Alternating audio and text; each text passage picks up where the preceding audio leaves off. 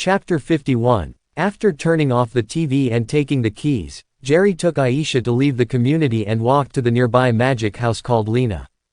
Because every time he does a good deed, he will collect a certain amount of remuneration, ranging from a few dollars to as much as $100 or $200, and sometimes even taking all the cash from some criminals. So now, he already has tens of thousands of dollars in deposits, and he is definitely considered a wealthy person among his peers. Buying Elsa a wizard suit and a magic broom is not a matter of sprinkling water. Good afternoon, what do you two want to buy? Inside the store, Lena, the female owner in her 20s, handed the packed wizard suit and magic broom to a couple who came with their children while smiling redly, and greeted Jerry and Aisha who had just walked in. Say hello. Lena used to be a fan of occultism, and she always believed in the existence of magic, so after graduating from university, she opened such a small shop specializing in all kinds of magic props. However, because he is not very good at management, his business has not been very good, and he even stocked up too much, which caused the capital chain to break and was close to bankruptcy.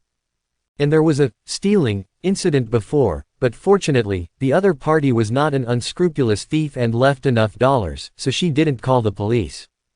But just 2 weeks ago, her store business exploded. Because the little fire-fighting hero who rides a broom and knows magic wears a wizard suit that is exactly the same as the wizard suit sold in her shop. This also led to all the goods she hoarded were sold out at once. Not only children, but also many adults came to buy them. In view of the popularity of wizard suits, Lena had some business acumen, so she hurried to find manufacturers of magic toys, hoping to order a batch of broomsticks and wands of the same style as wizards. And those manufacturers of magic toys are obviously guys with keen business sense. Not long after the news came out, they quickly adjusted their production lines and began to produce magic brooms and wands of the same style as wizards. Even in appearance, it can be said that they are exactly the same. In fact, this situation is also within Jerry's expectations. In the previous life, it was just a Marvel movie, not a real hero. There were steel suits, Captain Shields, and the most popular spider bodysuits produced by a large number of businesses.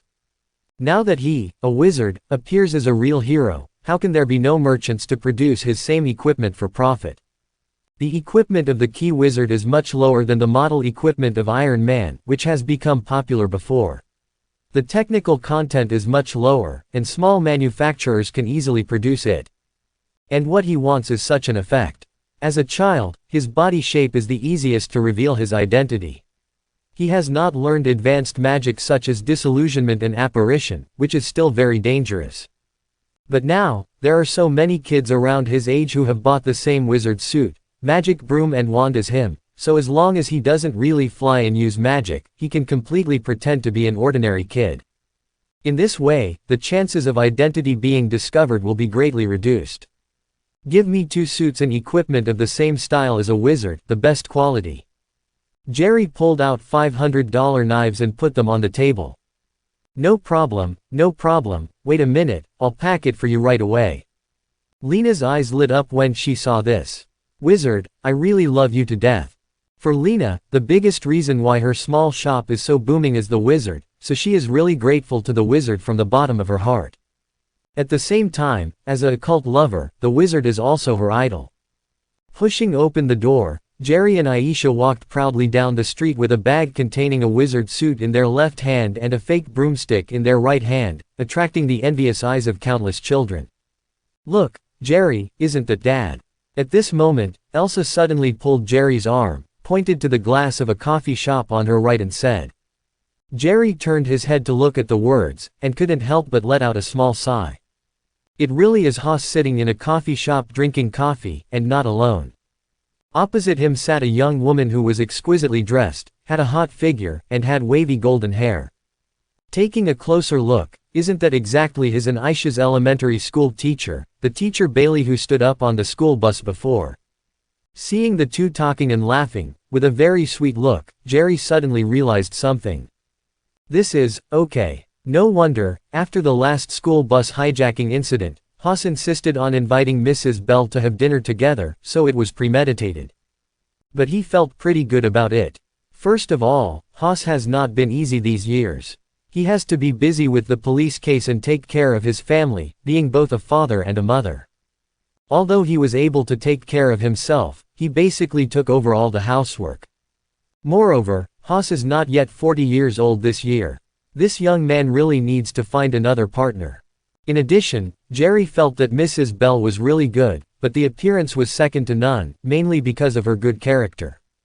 You can see it on the school bus last time. He dared to stand up because he had the confidence to deal with those gangsters, while Mrs. Bell sacrificed herself completely because she was afraid that the children would be hurt. From this point of view, Mrs. Bell is much greater than him. If Mrs. Bell married Haas, he would not have to worry about some housework. Although using magic to do housework saves time, but don't worry about it at all.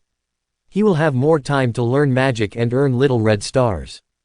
Jerry, I want coffee too. Aisha watched her father drinking coffee inside, and swallowed immediately. What kind of coffee do kids drink? It's not good for your health. Go home and your big brother will make milk for you. Jerry vetoed it without thinking. Not to mention that going in now will disturb Haas and teacher Bailey's date. Even Aisha's age is not suitable for drinking coffee. One is that it is not good for the health, and the other is that he is afraid that Aisha will not be able to sleep after drinking, and will make a fuss at night. Aisha pouted after hearing this. I hate drinking milk. Drink milk to grow taller. Jerry explained patiently. But I just don't like milk. Aisha obviously doesn't want to compromise. Jerry thought for a while, his heart moved, and then he looked at Aisha. In this way, it's okay to drink coffee, but we have to go home to drink. We can't go there. Dad is talking to teacher Bailey. Talking, it's not good for us to disturb them in the past. Okay, I know, it's just kissing, they won't kiss when we go over. When Aisha heard that there was coffee to drink, she suddenly became happy. You really are a big kid. Jerry froze for a moment, then shook his head helplessly. Even though Aisha is only 10 years old, but due to frequent contact with TV networks, many things you think she would not know at her age, in fact, she knows all of them. Leaving Mr. Haas and Bell alone, Jerry took Aisha to the direction of the community. Flaviv. In the kitchen, Jerry secretly took out his wand and cast a transfiguration spell on a cup of freshly poured pure milk, turning it into a cup of coffee with sugar. According to the law of transfiguration, although Aisha drinks coffee, the coffee will turn into milk shortly after it enters the stomach. In this way, wouldn't the problem be perfectly solved? Sometimes, Jerry also thinks, if it is not for earning a little star, in fact, even if he is not a superhero, he can legally make a fortune and reach the pinnacle of life just by relying on the various magical spells he has learned. For example, the transformation curse is simply the gospel for dieters. Turn those unpalatable coarse grains, boiled vegetables and other diet foods into delicious and high-calorie hamburgers, fried chicken, cakes, ice cream, big fish and meat, and turn plain water into all kinds of fine wine and happy water for fat boys with the transformation spell. Who can't lose weight? Taking advantage of this to start a weight loss company will make you a steady profit. However, the subsequent rebound may be more powerful, but what does it matter? After the rebound, you can reduce it again. Put away the wand, picked up the coffee and walked out of the kitchen. With a smile all over his face, Jerry came to Elsa who was sitting on the sofa in the living room. Come on, darling, it's time to get up and drink. Ah, bah, it's my sister, you can get up and drink coffee. Aisha took the coffee and took a sip, and immediately showed a happy smile. Children are like this, or as long as people are like this, the more you don't want to give him something, the more he wants something. And the easier it is to get, the longer it takes, the less you like it. Coffee is not necessarily better than milk. But for Aisha, coffee is a rare thing for her to drink, and there are a lot of milk in the refrigerator at home, and she has to drink it every morning, and she has long been tired of it. It's still too young. When you grow up, you will understand how important it is for your future body to drink milk to supplement nutrition when you are young. Jerry shook his head, ready to read the magic book for a while. Recently, he has been studying the book, Outwit Black Magic, brought back from the Room of Requirement. There are many theories about black magic in it. It has a lot to do with improving the power of black magic such as the God's Shadowless Curse and the Fuchsia Curse. Little help. At 9 o'clock in the evening, the family sat on the sofa and watched, friends, being played. However, except for Aisha, although Jerry and Haas are watching TV, they don't pay attention to it. Jerry is now turning on, refreshing, summarizing some knowledge points from reading magic books during the day. As for Haas, he was still struggling with the voice of that little wizard that day. Ever since the fire incident, he has always felt that something was wrong. It wasn't until after he returned home that night that he suddenly realized why the voice of the little wizard sounded so familiar to him. Because it turned out to be almost exactly the same as his son Jerry's voice. However, the fact that children have somewhat similar voices before going through the voice-changing period does not seem to fully prove anything. And when he came back that day, he also asked Aisha. Jerry didn't go out alone in the afternoon. However, when he thought about it later, he sometimes couldn't fully believe Aisha's words. After all, this little guy seemed to listen to Big Brother Jerry more than his own father. The key point is that his son Jerry has indeed been different from ordinary children since he was a child, and the height and body shape of the two are also very consistent, which makes him suspicious again. In fact, Haas was mainly worried in his heart. If Jerry was really the wizard who knew magic, it would be too dangerous to go out to fight criminals every night. You must know that many criminals have guns. What if they are injured? Jerry, I have something very important to talk to you about.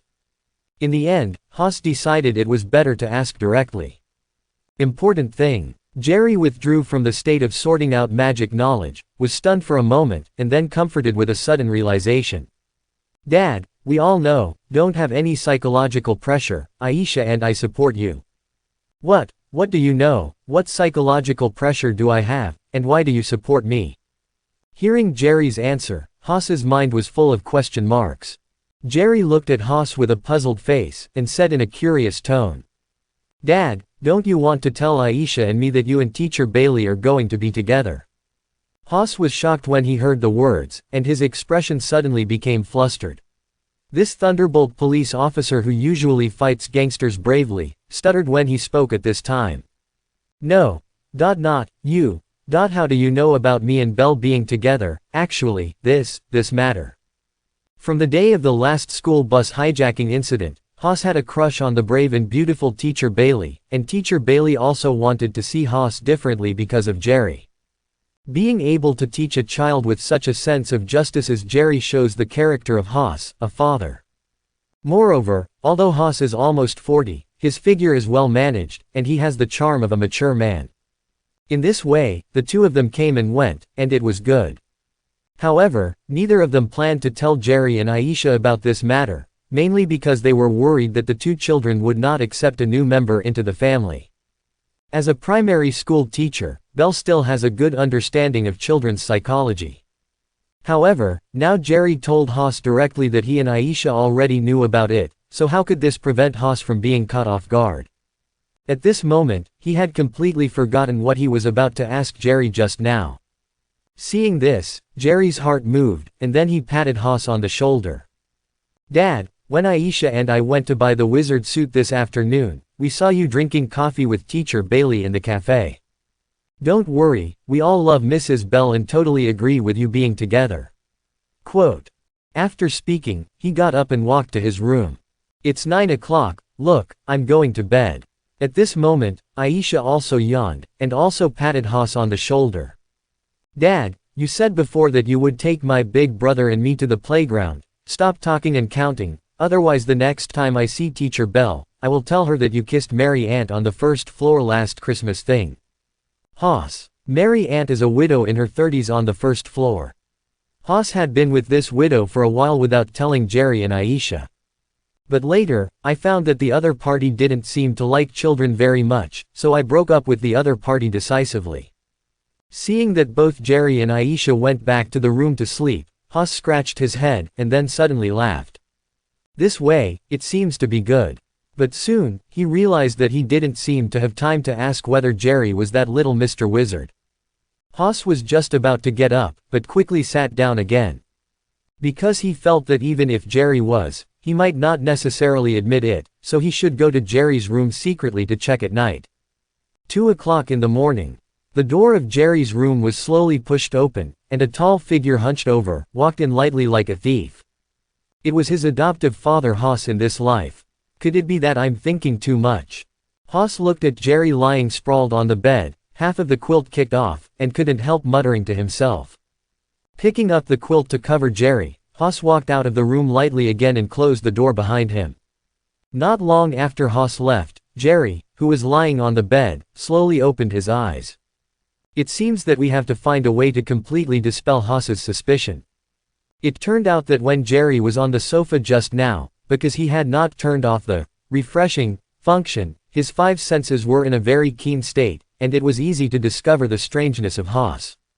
So for the sake of caution, he didn't go out to earn Little Red Star tonight as usual.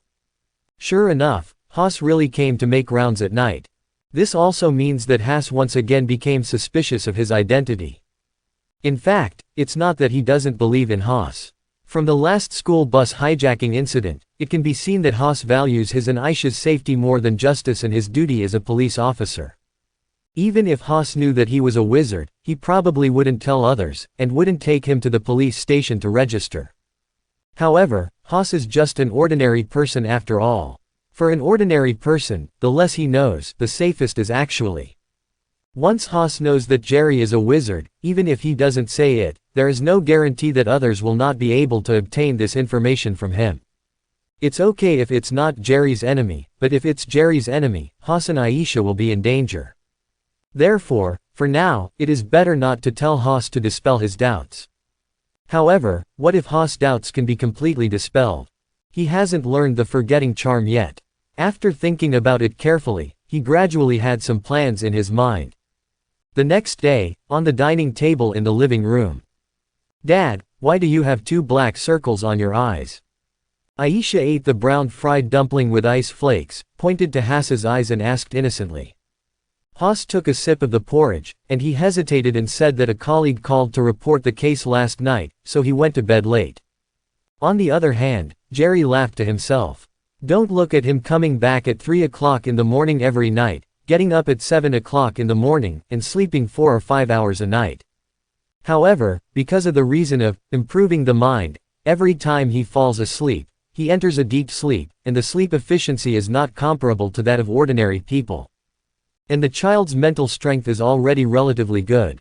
Haas is almost 40. He is middle-aged, and he stays up until 2 or 3 o'clock at night before going to bed. It is strange that he can wake up in the morning with energy. "Dad, since you and Mrs. Bell are already together, let's invite Mrs. Bell to come to your house for dinner tonight." Haas was stunned for a moment, and then immediately said with relief. "Okay, son, today is Friday, and I will leave work early, so I will reserve a spot in advance and take you and Belle out to eat together." Now that the two children already knew about his relationship with Belle and recognized her, it was indeed time for Belle to come and get to know the two children in another capacity. However, when Jerry heard the words, he quickly shook his head and said, "No, it's a waste to go out to eat. I once read such a sentence in a book, the highest level of hospitality is a family banquet. Teacher Bailey will soon become the most important member of our family. Of course, eating at home will have more atmosphere." Quote. But Haas hesitated for a moment. He doesn't know how to cook, and Jerry will have to work hard at the family dinner. "Dad, do you think the dishes I cook are not as delicious as those in the restaurant?" Seeing Haas hesitate, Jerry pretended to be angry. Haas quickly waved his hand. "How come? Which restaurant can compare the dishes my son cooks?" "Well, I will inform Belle in a while, and that is thanks to you. It's not hard. Remember to call home when you get off work at night. I will prepare the dishes in advance, so that when you and Mrs. Bell arrive home, I will be almost done. Just kidding, if you go out to eat, the plan will be ruined." Time: 5:30 p.m. Jingle bell. The landline in the living room suddenly rang. "Jerry, Dad is calling for you." Jerry, who was preparing ingredients in the kitchen, hurried to the living room when he heard his sister Elsa's call. "Dad, you are off work. Okay, I see, I will start preparing now." Putting down the phone, Jerry smiled and came to Aisha. "Aisha, do you want magic ice cream that can replenish magic power?" I want to eat, but didn't you and Dad say that I can't eat now?" Elsa, who was flying under the air conditioner on a magic broom, Her eyes lit up when she heard Jerry's words, but then she was puzzled. Due to the change of teeth, she has been jointly restricted by Jerry and Haas to eat sweets during this period, especially when she will have a meal later. Snacks are not allowed before meals, but Jerry set the rules early on. Ahem, it's not that Big Brother loves you. See if you haven't eaten for such a long time. In a word, do you want to eat? Jerry coughed in embarrassment. Eat. The simple Aisha still believes in Jerry. After all, yesterday Jerry made coffee for her behind his father's back. Okay, but you can't tell Dad that I went out and bought you ice cream, otherwise there will be no more in the future. Seeing that the only loophole had been plugged, Jerry took out the guitar bag from the room and hurried out the door. Time: 6:30 p.m. Haas, who had already picked up Belle, was happily driving his police car on the roads of the city. At this time, a piece of news suddenly came from the radio in the car. Hello everyone, I'm your favorite reporter Lucy. It's 6:30. We have received reports from citizens that Mr. Wizard has appeared again after the last fire incident. At this time, he was riding a broomstick and rescued an old man who unfortunately fell into the water from the river. Let us cheer for him. Quote. Hearing this news, Haas's heart moved, and he stepped on the accelerator. Oh dear, why are you driving so fast? Belle, who was sitting in the co-pilot, was taken aback by the sudden pushback. It's getting late, I'm afraid it will be bad when Jerry's cooking is ready and we haven't arrived yet. Haas explained casually. Belle nodded, with a look of emotion. I didn't expect Jerry to be so sensible not only at school, but also to do all the housework at home. He's only 11 years old. After sighing, he complained to Haas again. You should have told me earlier, so that I can go there early and help. Jerry refused. He said he would cook a table of Wagyu cuisine himself as a gift to celebrate your arrival. Besides, you don't know how to cook Wagyu cuisine. Haas explained. That's right. I feel that I may not be as good at cooking as Jerry. Do you think I can be a good mother? Belle suddenly became a little melancholy. It should be almost there. Jerry checked the time, it was already 6:40, and Limera flew on the broomstick in the direction of the abandoned factory. Originally, he just planned to make a face in front of the public, so that people would know that he had appeared at this point, but he just happened to encounter someone falling into the water, so he saved it by the way, which can be considered as a subsidy for Little Red Star. Dodging the crowd and returning to the abandoned warehouse, Jerry was about to change out of his wizard suit, when suddenly his ears moved. He immediately took out his wand, and sternly said in the direction of a large rusty machine in the abandoned warehouse. Who's there? Come out. At this time, he was still in a superhuman state, and his 5 senses were extremely sharp. Just now he smelled a strange smell that did not belong to this warehouse behind the rusted machine. Hello, Mr. Wizard, I mean no harm. At this time, a tall beautiful woman in a special combat uniform raised her hands to indicate that she had no weapons, and slowly walked out from behind the machine. This person is none other than Maria Hill, the top secret agent sent to New York by Director Fury. At this time, Hill was also a little surprised. He didn't expect that this wizard not only knows magic, but also has such a strong sense of vigilance. You know, as a top agent, Hill's lurking skills are also full. She just hid behind the rusted machine, but she didn't make a sound. How did the other party find her? Who are you? What are you doing here? Jerry didn't relax his vigilance just because the other party was a beautiful woman and raised her hand. I'm not a bad guy. I'm Agent Maria Hill. I work for the National Defense Strategic Defense Center and Logistics Support Agency. This is my business card. Hill took out a business card from his combat uniform and slowly stepped forward and handed it to Jerry. I want to chat with you, I wonder if you have time. National Defense Strategic Defense Center and Logistics Support Agency, this name sounds familiar. After searching the memory of his previous life in his brain, he soon realized that the so-called National Defense Strategic Defense Center and Logistics Support Bureau is actually the full name of S.H.I.E.L.D. Sorry, I have something urgent to deal with now. So, after 12 o'clock in the evening, you will wait for me in this warehouse, and we will talk in detail then. Jerry put away his wand, took off his wizard suit, and stuffed it and the broom into his guitar bag. He checked the time with his mask on, and before Hill could answer, he rushed out of the warehouse at a speed of 100 meters. The jump disappeared from the top of the wall. Good. Hill was stunned for a moment, watching Jerry's disappearing back. The corners of his mouth twitched slightly. After arriving in New York, because Dr. Banner had not been found yet, Hill first investigated this wizard who could cast magic.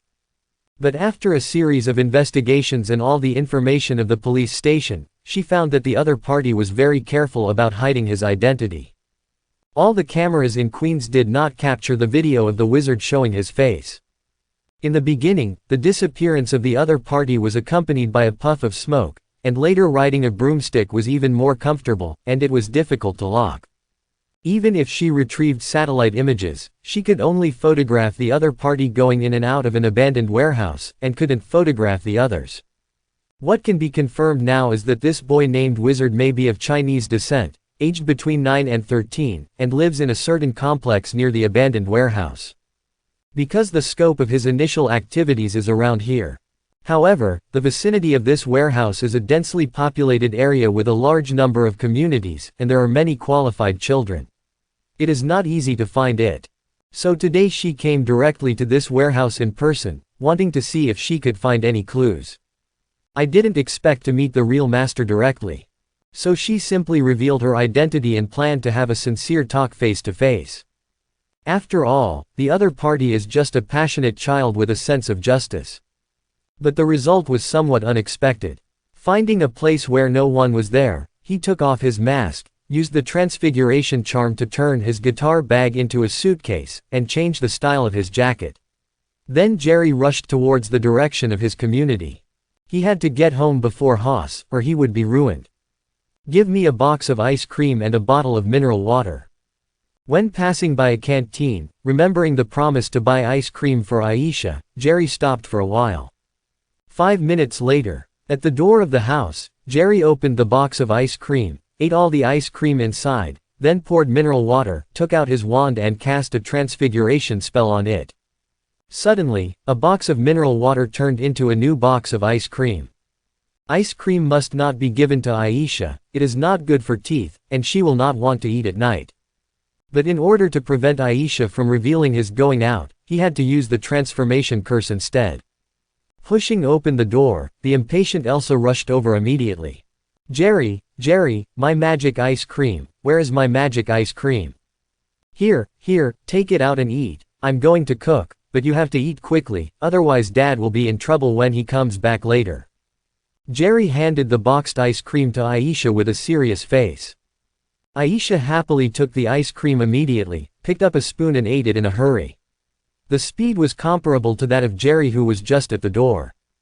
After handing the ice cream to Elsa, Jerry immediately rushed to the kitchen and closed the door, took out his wand and began to cast cooking magic. 15 minutes later, Aisha, who had finished eating ice cream, sat on the sofa and touched her stomach, muttering with some doubts. Why did I eat such a large portion of magic ice cream this time, and I didn't feel full except for wanting to pee? Under normal circumstances, after eating a whole box of ice cream, her little stomach is basically full, but this time she didn't feel full at all. Crack! At this moment, there was a sound of unlocking the door. Immediately afterwards, Haas walked in with Belle. Aisha, where's your big brother Jerry? Haas asked Aisha immediately after entering the door. Jerry's in the kitchen. Aisha raised her finger and pointed to the kitchen. Haas immediately walked towards the kitchen in 3 steps and 2 steps. Hey, Dad, you are back, and you still need a tomato and egg soup, you can take out these dishes first. Jerry looked at Haas, who walked into the kitchen, and while whisking the beaten egg liquid into the soup, he pointed to the steaming 7 dishes on the kitchen chopping board. Good. Haas stared at the 7 hot dishes on the chopping board, and was taken aback for a moment, but quickly realized that he smiled and began to pick up the dishes. According to what he heard on the radio, it took about 30 minutes for the wizard to save people and speed up to go home. And the 7 dishes in front of him obviously couldn't be prepared in 30 minutes, especially those big dishes, which took a lot of time. It seems that his son Jerry is really not the wizard who can do magic. Such a result, on the contrary, let him breathe a sigh of relief.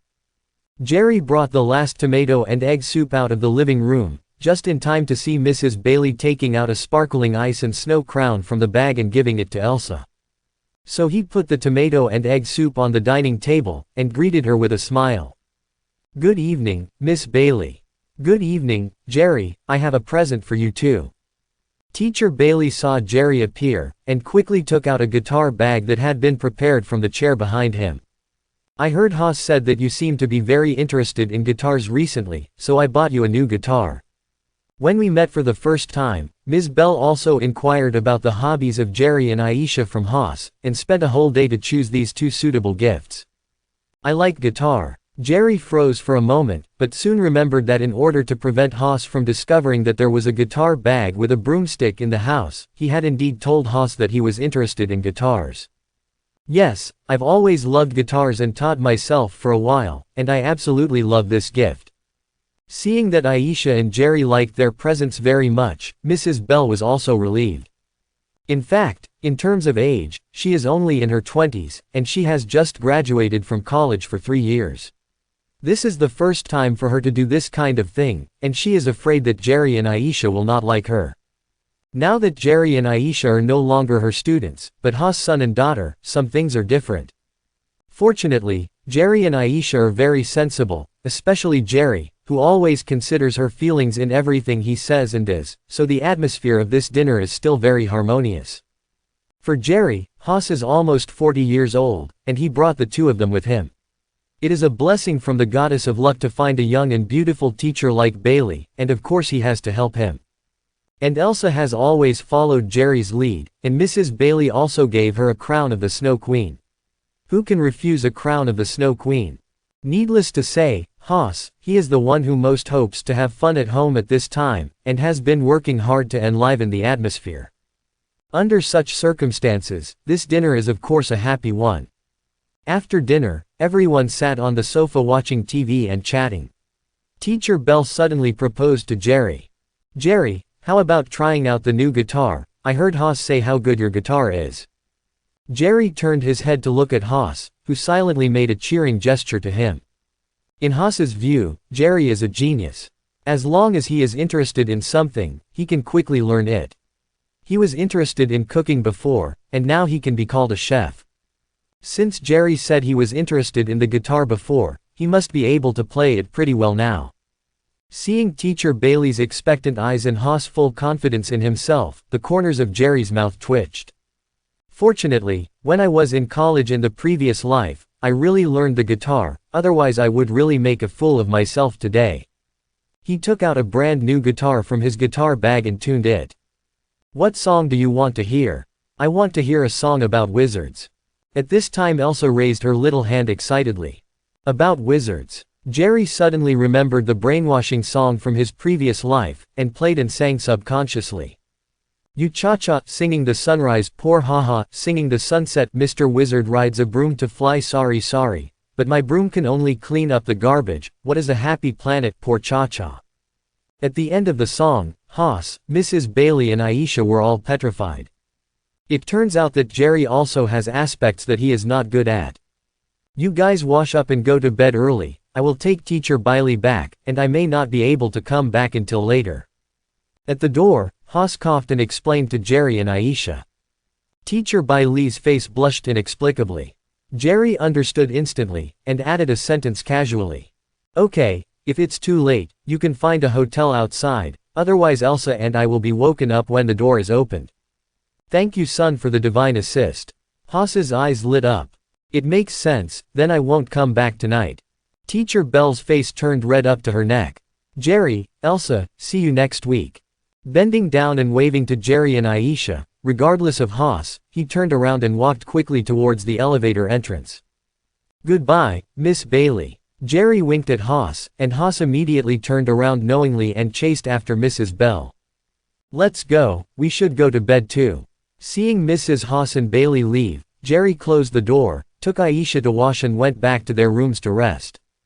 12 midnight. Jerry slowly opened his eyes, took out the guitar bag containing the broomstick and wizard account from under the bed, and quietly left the community. Tonight he has a date with that S.H.I.E.L.D. agent Hill. Although he doesn't know much about the world of Marvel, he still knows that S.H.I.E.L.D. is the initiator of the formation of the Avengers in this world. Therefore, he still attaches great importance to the visit of S.H.I.E.L.D. It's just that during the day it was indeed because of special circumstances that I made an appointment with the agent at another time. After changing the wizard suit in a deserted place, Jerry rode a broomstick to the abandoned warehouse. He walked around the warehouse first, but didn't find an ambush before riding a broom into the warehouse. "I'm really sorry, I have something urgent during the day." Looking at Agent Hill standing in the warehouse, Jerry jumped off the broomstick and said modestly. Hill glanced at the broom with interest, then shook his head. "It's okay, I came here quite suddenly. In this way, we don't have to beat around the bush. I don't know what your situation is. Is there anything you can do with me?" Jerry didn't want to talk too much with a professional agent, it would be easy to reveal some information, so he started to get straight to the point when he met. "Your tone seems to be wary of me. Have you heard of our National Defense Strategic Defense Center and Logistics Support Agency before?" Hill did not answer directly, but asked rhetorically. "It's really sharp." Jerry shrugged helplessly. "No, I'm just very wary of national organizations like you, because you always want to know my secrets. It's dangerous. Also, don't you think the name of your organization is too long? Quote. It's a bit of a mouthful, but we're working hard to change it." Hill suddenly laughed, and then explained softly. "We don't want to know your secrets, but your behavior has attracted our attention, and your ability may cause harm to society. I just learned some magic by accident, and I just want to do some good things within my ability. How could it cause harm to society?" Jerry's tone was deliberately a little angry. "Don't get excited. You should know that as a national security unit, some things are not dangerous if you say there is no danger. At least you should let us know you. Only by knowing you can we make a judgment." Hill comforted while persuading. Jerry pulled out his wand, pointed at the passing mouse, and a burst of magic light shot out, instantly turning it into a stone. "I will not tell you my true identity. I have watched many movies. Once a state unit like yours knows my true identity, it will lock me up and dissect me like an alien. And don't try to capture me by force, my magic is not vegetarian, don't blame me for turning you all into stones, or pigs." Quote. Turning people into pigs is definitely impossible with Jerry's current magical ability, but during this time he has a deeper understanding of the cross-species conversion of transfiguration. When it comes to turning a small animal like a mouse into something else of similar size, it's fine. The conversion and deformation of the same substance, as long as it is not too big, is not difficult for Jerry. Now he is working on the conversion and deformation of cross-species. The reason why I say this is to increase some deterrence, and to reflect my own particularity by the way. Hill looked at the living mouse on the ground, which was turned into stone, and his pupils shrank suddenly. Originally, in her eyes, Jerry was just a child who could fly on a broomstick and had some supernatural powers. Although this kind of child had some abilities, she didn't take it seriously. Because things like flying and immobilization are nothing, many high-tech weapons of S.H.I.E.L.D. can do it. The antique car Laura of her colleague Agent Coulson is equipped with an advanced flame-throwing device, and its flying speed can be many times faster than this little wizard's broom. However, turning a living mouse into a stone, and Jerry's mouth can turn a person into a pig, this kind of magic is beyond the explanation of science. At least S.H.I.E.L.D.'s current technology can't do that. Jerry's level of danger in her eyes suddenly increased several times. Of course, the value has also increased several times. At the same time, she sighed in her heart, these unscrupulous movies killed people, otherwise the other party wouldn't be so vigilant. However, after thinking about it, what the other party said was not alarmist. As a senior agent, she knew many dark places in this country. In particular, many politicians only have interests in their eyes, and they are indeed not worthy of trust. Okay, we don't need to delve into your real identity, but I want to ask you, why do you insist on doing good deeds? Do you think it's cool, or are there other reasons? Hearing this, Jerry lowered his head suddenly. Since he was wearing a mask, Hill couldn't see his expression clearly, but he felt that the other party seemed to be in a low mood. With the fine control of body muscles in Superman mode, Jerry brewed for a while, then slowly raised his head, his eyes were slightly red, and he replied word by word. Because there was once a person who told me, with great power comes great responsibility. With great power comes great responsibility. Hearing Jerry's answer, Hill couldn't help but startled, and repeated it in a murmur. Okay, I see. I will report your situation to the higher authorities truthfully. As long as you don't use your ability to commit crimes, we won't do anything to you anymore. Come here today. Hill took a serious look at Jerry, turned and left the warehouse. He just left, and he didn't invite me to join SHIELD. Seeing Hill leave decisively, Jerry showed a surprised look on his face. Originally, he thought that Agent Hill was here to recruit him on behalf of SHIELD, but he didn't expect that it didn't seem to be the case. But after thinking about it carefully, it actually makes sense. After all, Little Spider had been wandering in Queens for a long time, and SHIELD hadn't recruited him. Later, I heard that because of special circumstances, Iron Man went to recruit him as a temporary worker. Perhaps in the eyes of SHIELD, he is still just a child. Even if he knows some magic, they will not use child labor unless there are special circumstances. Maybe this time I came here just to find out his true identity. It's just that he's not as big as a little spider, who dangles around the city with his spider silk, and goes home directly through the window of his room after he dangles. His identity has long been found out by SHIELD. That's why we had this contact. In fact, with such a result, Jerry felt relieved. Although there are definitely many opportunities to earn a lot of little red stars in SHIELD, it is also very dangerous. Although Fury is the director, he also has to be restrained by politicians at the highest level of the government, and few of those politicians are good things.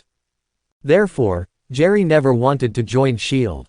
He could at most accept cooperation, that kind of cooperation in exchange of equal value. The point is, his strength is still too low now. You know, he hasn't even gone to Hell's Kitchen yet.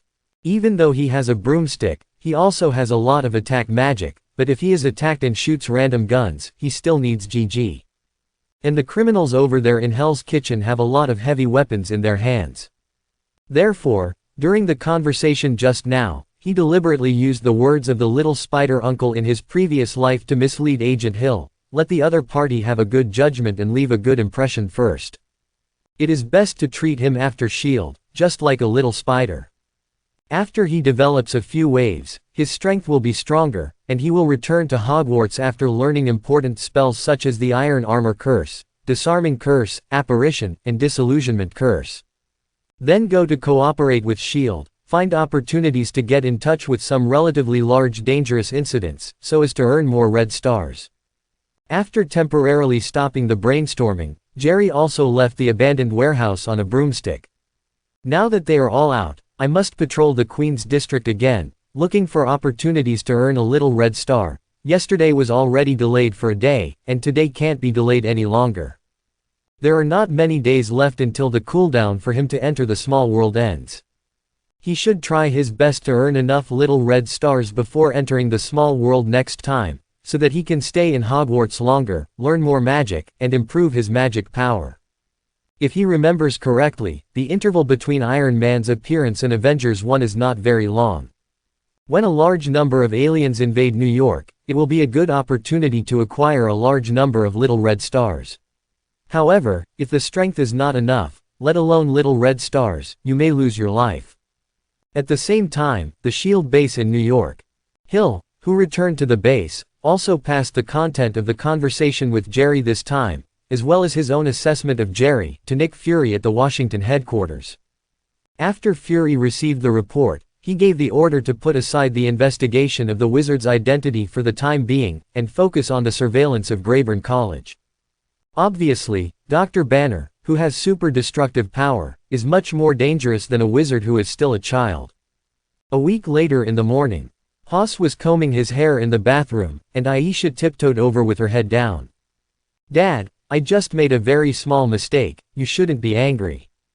"Baby, what's the matter?" Haas stopped the setting spray in his hand, and for some reason, something bad came to his mind. Aisha whispered with erratic eyes. "Well, when I flew to your room on a magic broom just now, that Autobot of yours suddenly attacked me, and then it was shattered by my magic counterattack." "What, Autobot? Honey, you don't mean that Optimus Prime model that I waited in line for 3 days to get last year?" Haas quickly understood what his daughter meant, and his heart slowed down by half a beat. Aisha nodded slowly. It's okay, it's just a model, we have to go to the amusement park today, you go and change your clothes first. That Optimus Prime model was a limited edition, and now he couldn't buy it even if he wanted to, but facing his daughter, Haas couldn't bear to blame him, so he could only secretly regret that he forgot to close the door when he just left the room. Seeing Haas' distressed look, Aisha suddenly raised her head and smiled. Dad, I was just joking with you, your Autobot is still on the table. Hearing Aisha's words, Haas instantly felt that he had returned to heaven from hell, and his mood suddenly improved a lot. But before he blamed Aisha for being naughty, Aisha went on to say, "It's just that I accidentally broke your two lightsabers just now, this is not a joke." Lightsaber. Ah, the lightsaber is fine, as long as Optimus Prime is fine, you can buy the lightsaber next time.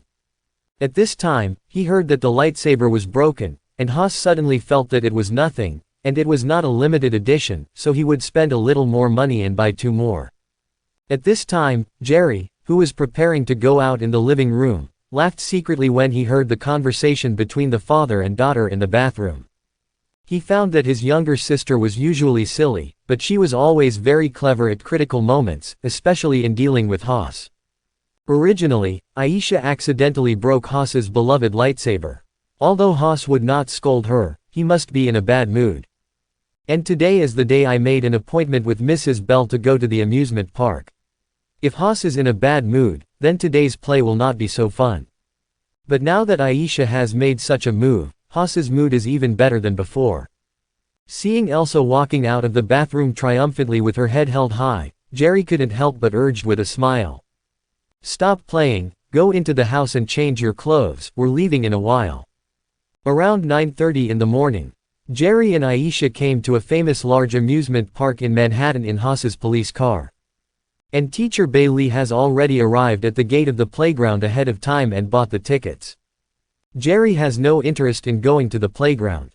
It's just that Aisha likes it, and it's rare for Haas to spare time to be with Aisha. In addition, Teacher Bailey also wants to use this to enhance everyone's relationship, so he has no objection. Compared to flying around in the sky on a magic broom, and studying and practicing magical magic, it is difficult to arouse his interest in the facilities in the playground. Ah, help, I can't do it, I'm going to die, let me go down. In the roller coaster, hearing the screams from the surroundings including Haas, Jerry silently thought, if he used magic to stop the entire roller coaster at this time, he wondered if Little Red Star would be included. Come to think of it, these people who are so scared that tears are about to come out on the roller coaster, definitely really want to go down. His behavior of stopping the roller coaster can be regarded as helping others, and there should be little red stars in the account. However, not today, but another day when you have time to come alone, you can give it a try. Roller coasters, jumping machines, haunted houses, these seem to have a chance to get a little red star. They played until after 2 o'clock in the afternoon. After playing almost all the amusement facilities in the playground, the four left the playground hungry and drove to the bustling Broadway to find a place to eat. Water, how does this guy drive? On the street full of traffic, a taxi cut in front of Haas's car in a thrilling manner, and Haas was so angry that he almost cursed, if he hadn't thought that there were two children, Aisha and Jerry, in the car. A moment later, when Haas' car stopped at the intersection of traffic lights, Jerry saw the taxi that liked to overtake from the car window, and it slammed to the side of the road with a sudden brake. Then a man and a woman quickly opened the door and rushed out from the car. The man began to inhale and exhale non-stop after getting out of the car, as if he was forcibly controlling his heartbeat, while the woman yelled at the taxi driver angrily. Obviously, she was very dissatisfied with the dangerous driving of the taxi driver. Jerry, Elsa, look over there. That's Grayburn College, the teacher's alma mater when he was in college. I'll take you in for a stroll after dinner. At this time, Teacher Bailey, who was sitting in the co-pilot, pointed to a university on the side of the road ahead, turned around and introduced to Jerry and Aisha with a smile. Grayburn College is a top-ranked university in New York. Dad hopes that you can also be admitted to such a university in the future. At this time, Haas, who was driving, also interjected. No problem, Jerry and Aisha are so smart, they will definitely be able to go to a better university than this in the future. Belle encouraged Jerry and Aisha. Haas shook his head secretly. Of course, Jerry is fine. He even thinks that with Jerry's IQ, it is not a big problem to be admitted to MIT. The main reason is that his daughter, who has never passed mathematics, has never passed. Not to mention Greyburn College, whether he can be admitted to a third-rate university in the future is a problem. After eating, it was already 4 o'clock in the afternoon. In order to digest food and let Jerry and Aisha have a look at college life, Haas and Bailey took them into Greyburn College. As expected of a first-class university. Walking on the cobblestone path in Greyburn College, Jerry couldn't help sighing secretly when he looked at the beautiful scenery around him and the youthful college students. In his previous life, he went to a junior college, or that kind of public junior college. The advantage is that the tuition fees are very cheap, but the disadvantage is that the combined area of the entire university is not as large as a quarter of the area of the high school he studied in the county. When he first entered university with a suitcase, if he hadn't considered the financial situation of his family, he almost turned around and went back to repeat his studies. It feels like he was lonely in college in his previous life, maybe he can make up for it in this life. As the four wandered around, the sky gradually dimmed. The steak and cakes in our school cafeteria are very good, I will take you to try them later. Teacher Bailey pointed to a separate building nearby, and suggested with some pride. Since entering Greyburn College, Mrs. Bell seems to have returned to the time when she was in college, and her whole person's state has become much more youthful and lively. Of course, no problem. Haas had a happy smile on his face.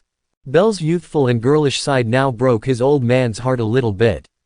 Sure enough, men, regardless of their age, like 18-year-olds. Jerry looked at Haas's expression and shook his head secretly. It's normal, he is also a man, so he understands very well. I'm fine too. Jerry agrees to Belle's proposal. As for Aisha, when she heard that there was cake to eat, she almost shed tears. However, just as the four of them walked towards the cafeteria building, Jerry suddenly frowned and stopped. Because he actually felt a slight vibration from the ground, and then exclamations sounded in his ears, and he turned to look in the direction of the sound.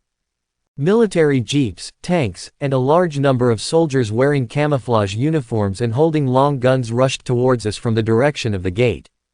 Sorry, there is an important military operation here, and it needs to be blocked temporarily, please leave now. A soldier with a rifle trotted up to the four of Jerry, then gave a military salute and ordered. Similarly, everyone in the school at this time, whether students or teachers, were invited out of the school by these soldiers. I'm a policeman. Where are you from the army? Are there any dangerous military operations in the school? Haas took out his ID, his expression became serious. The soldier glanced at Haas' ID, his tone unchanged. Sorry for the secret operation, no comment, you can ask your superiors for instructions after you go out. Seeing that the soldiers were unwilling to tell the truth, Haas had no choice but to follow the crowd with Belle and Jerry, and left Greyburn College. Captain Jim, what's going on? Coming to the street outside the school, Haas immediately saw several familiar figures maintaining order. Oh, Captain Haas, you are here too, we don't know what's going on, we just got a temporary notice to come here to maintain order. A sheriff who was leading the maintenance of order shrugged helplessly. They also received orders suddenly while they were driving on patrol, and the orders were only to cooperate with the Army's operations, without telling the reason, and they were also very confused. It is definitely not that simple to be able to dispatch an army of this size near such a densely populated street. Haas pondered for a moment, then whispered to Teacher Bailey. Honey, I can't accompany you to dinner, you take Jerry and Aisha home in my car, it may be dangerous here. Although Belle was a little worried, she still nodded, took Jerry with one hand and Aisha with the other, and walked towards the parking place. Jerry, on the other hand, was thoughtful, turned his head and glanced in the direction of Greyburn College, and followed Teacher Bailey into the car without saying anything. Meanwhile, Greyburn College teaches uptown. In the laboratory of the famous professor of cytology, Professor Samuel Stern, the couple who got off the taxi that Jerry saw during the day are here at this time. These two people are Dr. Banner and Dr. Betty, who escaped from Corvo University all the way. Bruce Banner, a famous genius scientist, was invited by General Ross to study and replicate the super soldier serum during World War II, thus participating in the Army Biochemical Power Enhancement Project. The experiment went awry, and Dr. Banner was exposed to dangerous gamma radiation, awakening a second form of Green Titan. Dr. Banner, who is well aware of the terrifying power of the Green Titan, has been hiding in various countries in the world for 5 years in order to escape General Ross's experiment. At the same time, I am also trying to learn to control my anger without changing my body, and to find a way to heal myself and return to a normal person. This time I came to Grayburn College in New York because Dr. Samuel here made an antidote that could cure him. With the help of Dr. Samuel and his girlfriend, Dr. Betty, Dr. Banner finally succeeded in suppressing the Green Titan form in his body by injecting the antidote. But at this time, Dr. Banner, who was half cured, had a dispute with Dr. Samuel. It turned out that Dr. Samuel secretly copied a large amount of Banner's blood, hoping to make an antidote that could cure countless incurable diseases, and won the Nobel Prize for this. And Dr. Banner insisted on destroying these blood samples, because he knew that with the ideas of General Ross and others, what they would make would not be an antidote that could cure terminal illnesses, but countless destructive and irrational ones. Monster. Just when the two were arguing, the periphery of the laboratory where they were located was already surrounded by the army led by General Ross. More than a dozen elite snipers aimed at Dr. Banner with tranquilizer sniper rifles. Ready to shoot. Under the command of the commander, the sniper shot Dr. Banner, who could not transform. Afterwards, the soldiers ambushing around rushed in and took Dr. Banner, who was unable to move, out of the laboratory in a bundle. However, just as the soldiers were evacuating, an officer named Emil Bronsky suddenly broke into the laboratory and forced Dr. Samuel to inject him with Dr. Banner's serum, turning him into a man whose size was not inferior to that of a green man. Titan's mighty monster, Abomination. Emil Bronsky, who originally played for the British Royal Marines, was recruited by General Ross to deal with Dr. Banner, but was broken by the Hulk, who turned into Dr. Banner. Afterwards, he was injected with incomplete super soldier serum, which greatly increased his strength, but his mind was affected and became very irritable and crazy. He wanted to become stronger than Hulk, and then kill Hulk to become the strongest. What happened? Teacher Bei Lee, who was driving the police car to Queens, was startled by the sudden explosion sound from behind, and quickly stepped on the brakes to stop the police car on the side of the street. Boom, boom, boom. Immediately afterwards, a series of explosions came from the direction of Grayburn College that they had just left. Haas. Hearing the dangerous explosion in the distance, and thinking of those armored vehicles and soldiers with guns that had just driven into the academy, Teacher Bell suddenly felt bad, and a worried look appeared on her face. Originally, she wanted to turn around and drive back to have a look, but when she saw Jerry and Aisha in the car, she finally gave up. Dizzy. Dizzy. 2 magical rays of light flashed in the car, and Mrs. Bailey and Aisha passed out on the seats at the same time. It turned out that Jerry took the opportunity to secretly take out his wand, and secretly cast the sleeping curse on Mrs. Bell in front and Elsa next to her. Fortunately, when I went out today, I secretly put the broomstick in the trunk of the car. Otherwise, it would be too late to run over such a long distance. After getting out of the car, he opened the trunk and took out the guitar bag inside. Jerry was secretly thankful. Just seeing a large number of troops appear, Jerry knew that something terrible was going to happen. Because even if it is a terrorist attack, there is no need to dispatch tanks and armored vehicles in this urban area. At the same time, this also means that there may be a large number of small red stars about to appear. Jungchu's cooldown period is about to end, and his little red star reserves are not enough, so this opportunity arises. Originally, he wanted to stay with Haas to observe, but in the situation just now, I am afraid that Haas would never let him stay for whatever reason he used, so he could only get in the car with Teacher Bell and leave. It wasn't until Mrs. Bailey stopped the car that he took the opportunity to secretly take out his wand and whispered the sleeping spell. Putting his guitar bag on his back, just to be on the safe side, he cast a locking spell on the police car before sneaking into the dark alley next to the street. Putting on a wizard suit and riding a broom, Jerry accelerated and flew towards the place where the explosion occurred in the distance. Greyburn College. An ugly khaki-colored Titan 5 meters tall jumped out of the window of the laboratory building. He was still carrying the corpses of 2 soldiers whose bones had been crushed by him. It was the injection of Banner serum that turned into the abominable Colonel Braun Keith. Roar. With a roar of excitement, Haight threw the corpse in his hand on the ground, then jumped more than 10 meters, and ran towards the street outside the school. Seeing this, the soldiers who had not completely evacuated along the road took up their weapons in fright and started shooting at him. However, these bullets hit Abomination's body like hitting a steel plate, unable to cause him any harm at all. On the other hand, those elite soldiers, as long as they were swept lightly by him, they would basically not die but be seriously injured. Even tanks and armored vehicles will still be bent by him and thrown out directly. The powerful strength and defensive ability made the Abomination fearless of the weapon attack of the modern army. As if he had opened Wushwang all the way, he directly smashed through the army and rushed to the street outside the school. Since Greyburn College is located near Broadway, even though it was briefly blocked by the army and police, there were still a large number of onlookers outside. The army and the police blocked the university. How can we not take out our mobile phone to take a picture of this situation and post it on Facebook, by the way? Even many reporters were moved by the news and squeezed outside the blockade, waiting for a while to get some big news. Boom, boom, boom. A series of explosions and gunshots suddenly sounded, and then the huge body of Haight fell from the sky and landed on the roof of a taxi on the street. Crack. The taxi and the driver inside were instantly crushed, leaving blood on the ground. Hulk, come out. The eyes of hatred are full of bloodthirsty and cruelty. After a loud roar, he directly picked up a car with one hand and smashed it into the crowd of onlookers. The screams, and cries suddenly rang out. God, what the hell is that? Outside the blockade, Hass and other police officers who maintained order saw the appearance of the Abomination, and they were all frightened and stunned. But when they saw that the Abomination began to slaughter wantonly, they immediately reacted and took out their pistols to shoot at the Abomination. The bullet hit Abomination. Although it couldn't hurt it, it could make him feel a little pain and attract his attention. Sure enough, Haight ignored those weak chicken-like people, but turned around and locked his eyes on the location of Haas and other policemen.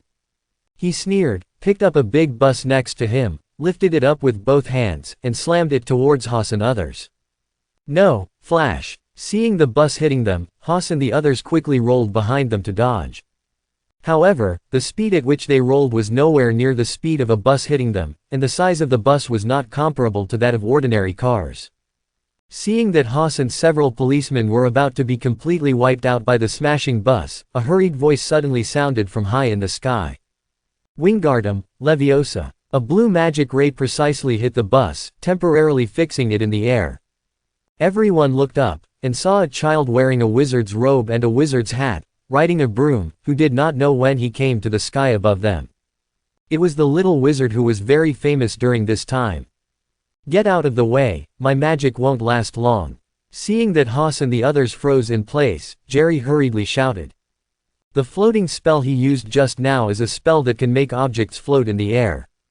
But now with his level of magic, he couldn't hold on to something as heavy as a bus with the levitation charm for a few seconds. Haas and the others had no time to thank them after hearing the words, and quickly escaped from the coverage of the bus. Boom! The big bus finally crashed to the ground. Seeing that Haas was fine, Jerry was slightly relieved, and then looked up at the initiator in front of him. As soon as he came, he saw Haas was in danger, and he didn't have time to figure out what was going on. Hiss! What kind of monster is this? It doesn't look like a green titan. Seeing the 5-meter-tall, muscular, and ugly Abomination, Jerry also gasped. Such a big guy looks a bit like the Green Titan in the Avengers.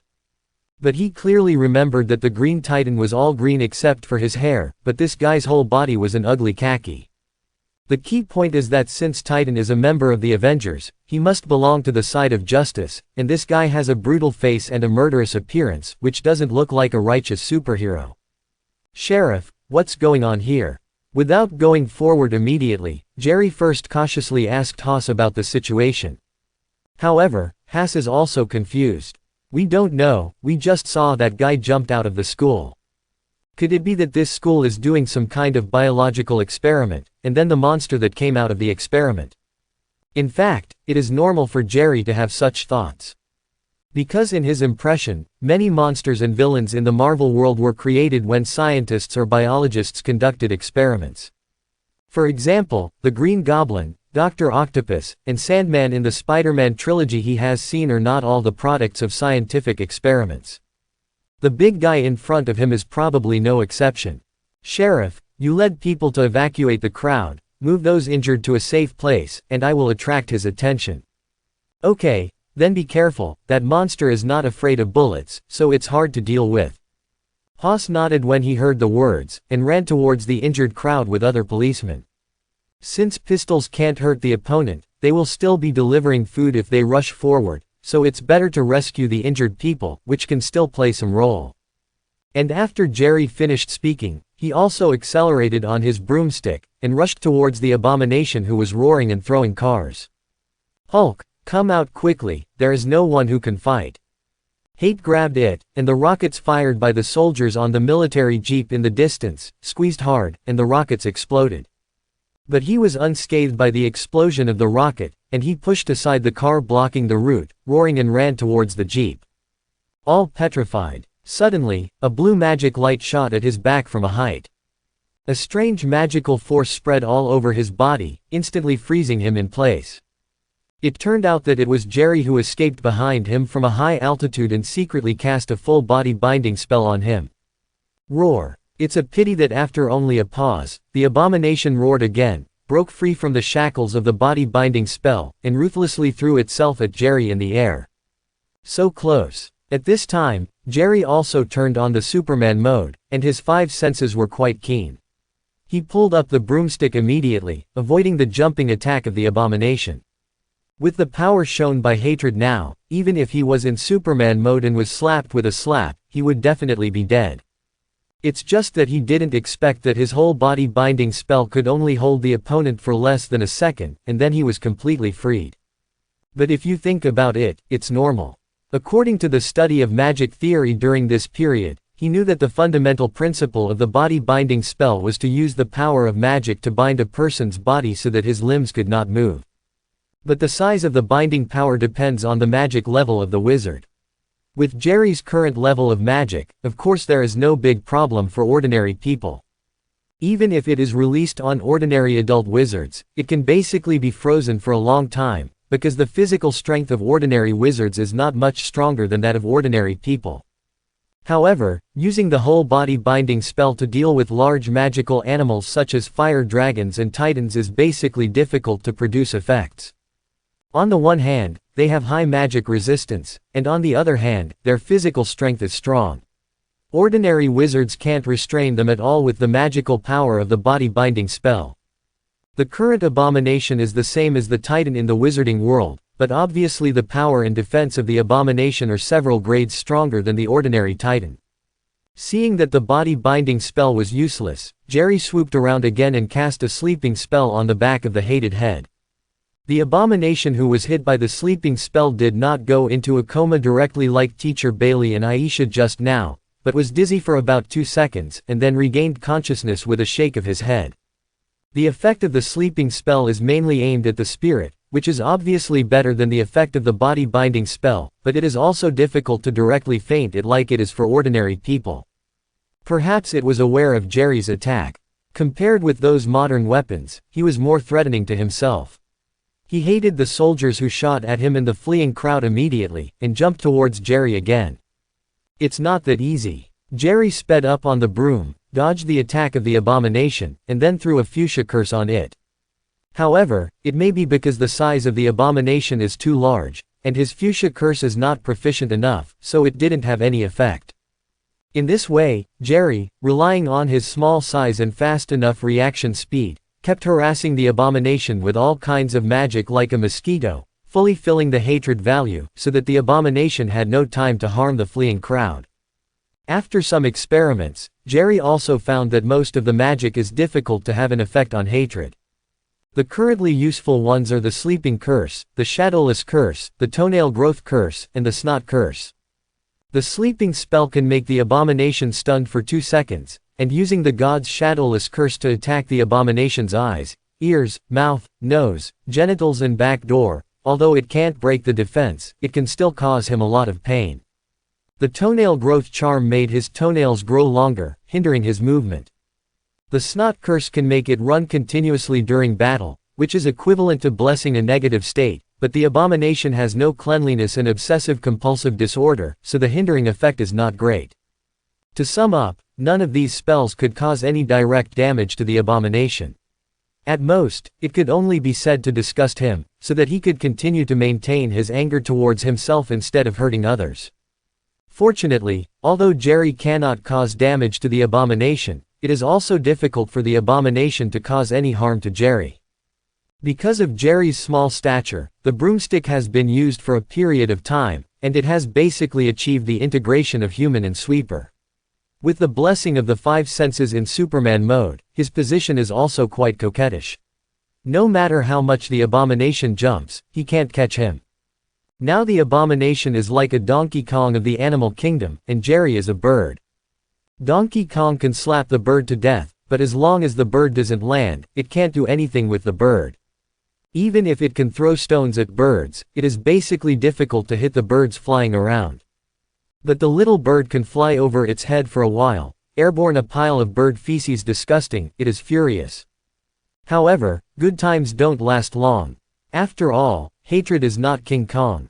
Although affected by the potion, it has become very tyrannical, but its IQ has not yet completely dropped to the level of King Kong. After some entanglement, he quickly found a way to deal with Jerry. He had a car in his hand, and whenever Jerry fired magic at him, he used one of them as a shield to block the magic light so that the magic would not fall on him. At the same time, another car is used as a weapon to attack or throw when Jerry wants to get closer to release magic more accurately. The attack area of the car is large, and it is difficult to dodge. A few times, it almost slammed into Jerry's body. It made him dare not get too close to cast a magic attack, so he had to reopen the distance and float in midair. By the way, restore most of the mana points that have just been consumed. Little ant, come down, I will crush you into meatloaf. Seeing that Jerry was hanging high in the sky, and the few cars he threw were flashed by him nimbly, he immediately roared angrily. Of course, Jerry wouldn't be so stupid that he would immediately go down to seek death after being provoked by the hatred, besides, he didn't have much magic power. From the corner of his eye, he glanced at the nearby place that had just been ravaged by hatred. There, Haas and a few policemen, taking advantage of Jerry attracting the attention of the abomination, took the risk of carrying those wounded and unable to move, one by one, to a safe place far away. Looking at his attribute panel again, the number of little red stars is growing upwards like a rocket. It seems that we have to continue to spread hatred. Jerry's eyes brightened. To be honest, it was also the first time for him to have such a thrilling and high-intensity battle like today. In the past, he dealt with ordinary robbery cases, theft cases, rape cases and so on. Although the opponent has a pistol and a rifle, he is just an ordinary person. When passing by on a broomstick, throwing a magic spell at him will be enough. But facing the hatred, if he made any mistakes just now, he would be smashed into a ball of meat by its powerful force. However, for Little Red Star, sometimes it is worth taking a little risk. I saw Jerry riding on a broomstick, looking down at the hatred, and slowly stretched out his left hand. Hate thought that Jerry was going to cast some magic again, and quickly tightened the military jeep in his hand, blocking most of his body. Big idiot, you, come here. Jerry stretched out the index finger of his left hand, slightly bent it, and loudly challenged the abomination below. How could this hatred be tolerated? His eyes burst into red instantly, his legs kicked hard, and he smashed towards Jerry together with the 2 cars in his hand. Slightly, you can't hit me, you just can't hit me, I'm flying over again, I'm flying away again, idiot, big idiot. Jerry hugged his broomstick tightly, and stopped using magic attacks. He kept coquettishly moving around to dodge the attacks of hatred, and the provocative words in his mouth continued one after another, causing his hatred to explode. He was beaten twice by the Green Titan before, but he finally obtained a powerful strength with the genetic potion, and he was no longer inferior to the Green Titan. I never thought that I would encounter such a disgusting thing when I didn't look handsome for 5 seconds just after I appeared on the stage. Come down for me. Come here. You come down. Come here. Boom. Boom. Boom. The angry hatred smashed his fists to the ground fiercely, venting the anger in his heart. The powerful force smashed the ground full of cracks, and Jerry bared his teeth in the air. Ever since Jerry came along, he's been getting beat up, not hurt, but too emotionally involved.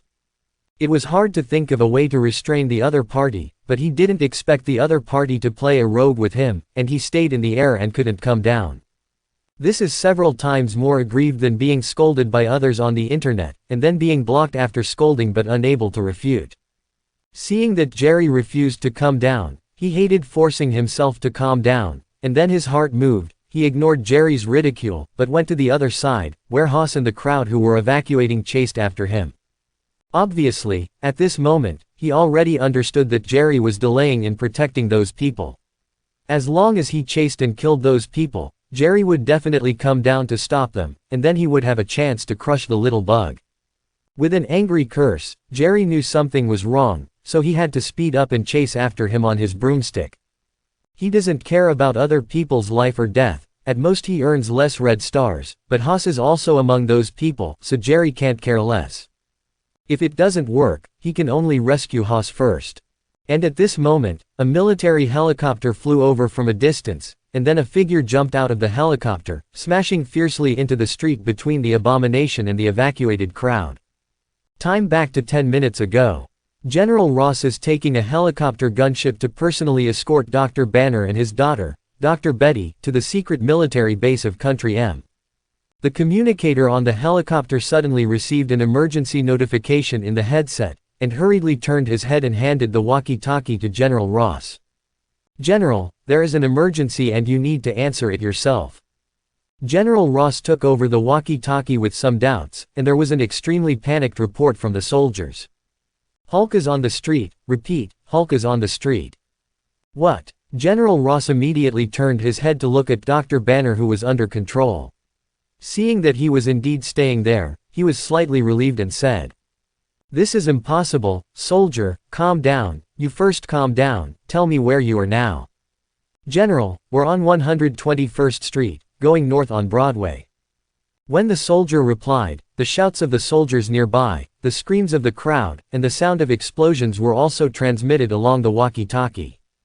General Ross, who noticed something was wrong, first ordered the helicopter to turn around and head to Block 121, and then shouted at the soldier on the other end of the walkie-talkie. "Quick, find a way to pass on the situation at the scene." "Yes, General." As General Ross put down the walkie-talkie, a small TV in the cabin suddenly lit up, followed by a shaky live video. In the picture, the Abomination is wreaking havoc on the streets crazily, and the army's guns can't do anything to him at all. The casualties of the soldiers and the masses continued to grow amid the roar of hatred, like a purgatory on earth. And the soldier who had just communicated, while reporting information to the camera, took out a bazooka from the box next to him. He picked up the bazooka and aimed it at the raging Abomination. A rocket was launched with a bang, but was grabbed and crushed by the opponent without any injuries. "Your experiment?" Dr. Banner asked General Ross angrily. Dr. Betty on the side looked at his father with an expression of disbelief. "Oh God, what have you done?" Facing the accusations from the two, General Ross also looked confused. Although his purpose is to use Dr. Banner to create a bunch of controllable super fighters. But it hasn't started yet. Dr. Banner has just been captured. He is still worrying about how to carry out the next experiment if Dr. Banner returns to normal and the blood in his body returns to normal. Why did such a guy appear? The point is, this guy wreaks havoc in the city center, and when the time comes, he, the general, will also be held accountable. "Look, what's that?" At this moment, Dr. Betty suddenly pointed to the small TV in surprise. It turned out that just as the Abomination was rushing towards the soldier who fired the rocket, a child riding a broom and wearing a wizard suit appeared behind the Abomination. I saw the child waving a small stick in his hand, continuously shooting rays of light towards the Abomination, hitting the Abomination and roaring again and again, and soon completely attracted the attention of the abomination, and the crisis was temporarily lifted. This child is none other than Jerry, who rushed over after saving Haas. General Ross and Banner looked at Jerry on the TV with doubts on their faces. Obviously, they didn't know this little guy riding a broom. Jerry is known to many people in Queens because of the last fire rescue incident. However, he is not that well known to New York as a whole, and he is still far behind in the whole country and the world. Therefore, General Ross, who has been tracking Dr. Banner, and Dr. Banner, who has been on the run, have never heard the story about the wizard. His name is a wizard, and he is a superhero who often haunts Queens. He will use some magical abilities to fight criminals and save people in trouble. At this time, a SHIELD logistics agent who was assisting General Ross in the cabin slowly revealed Jerry's information. Can he handle this big guy? General Ross looked at the small TV, and Jerry surrounded him with abhorrence, emitting streaks of blue magic light, and couldn't help showing a worried look. From the looks of it now, I'm afraid it can only serve as a temporary restraint. After observing for a while, the SHIELD logistics agent frowned, seeing that the abomination was intact under Jerry's magic. Call all the troops over here. Hearing the judgment of the SHIELD agents, General Ross took a deep breath. Even if this monster can be solved now, it is estimated that most of Broadway will be destroyed, and he will bear the blame for it. Let me go down. At this time, Dr. Banner said with firm eyes. He knew that if that guy was as powerful as the Hulk, the army's weapons would be useless at all, and more people would just die, that's all. Only the Hulk can defeat the opponent. What are you saying? Dr. Betty became anxious immediately. In her opinion, Banner had been injected with the antidote, and it was very likely that he had become a normal person. Wouldn't it be better to die now? However, at this time, Dr. Banner actually knew in his heart that the Hulk might not have disappeared, and as long as he was in danger, the Hulk would still come out. Seeing the small TV, the abomination abandoned Jerry and rushed towards the fleeing crowd. General Ross finally gave the order to open the hatch of the helicopter. Dr. Banner also jumped down after saying goodbye to Dr. Betty. This jump, he was not 100% sure in his heart, but he had to jump, because he felt that he was also responsible for what happened. If he had not agreed to General Ross to participate in the experiment, these things would not have happened. What's going on? Jerry, who had just caught up with the abomination who hadn't come to attack, saw a figure suddenly falling down from the armed helicopter flying from high above, and he was shocked and immediately pulled away again. I thought it was some kind of guy sent by the military, but I saw that the figure didn't land handsomely, but smashed into the ground. Quote question mark question mark question mark quote. Similarly, Abomination was also taken aback by this sudden situation. But before he could react, a familiar roar came from the ground. Hulk. Immediately afterwards, a green titan not much smaller than the Abomination punched open the stone buried in his body, and jumped out from the ground. Hulk, I've been waiting for you for a long time, let's fight it out. When Hate saw Hulk appearing, his eyes suddenly shone with excitement. He no longer cared about those ordinary people like ants and the fly that kept harassing him in the air, and rushed towards Hulk. And Hulk also shook his dizzy head from falling from a high altitude, and rushed towards the Abomination with a loud roar. Long so green, this should be the veritable Green Titan. Seeing that a heavyweight helper finally appeared, Jerry was greatly relieved. At present, with his magical strength, it is still very difficult to face the big yellow monster in front of him alone. If he is not good, he may be photographed as meat sauce. However, not long after he was happy, he saw the Green Titan being violently knocked out in the passionate collision with the Abomination, and soon fell into a disadvantage in the battle. It turned out that although Dr. Samuel's antidote did not really eliminate Hulk, it also suppressed his strength. Although he has successfully awakened now, Hulk's strength is not at its peak. Quick, help him with a machine gun. At this time, General Ross on the helicopter quickly shouted orders to the soldiers manipulating the heavy-duty airborne machine guns. Which one will you help? The soldier looked puzzled at the two big guys huddled together. General Ross took a picture of his head. Of course it's the green guy, which one do you want to help?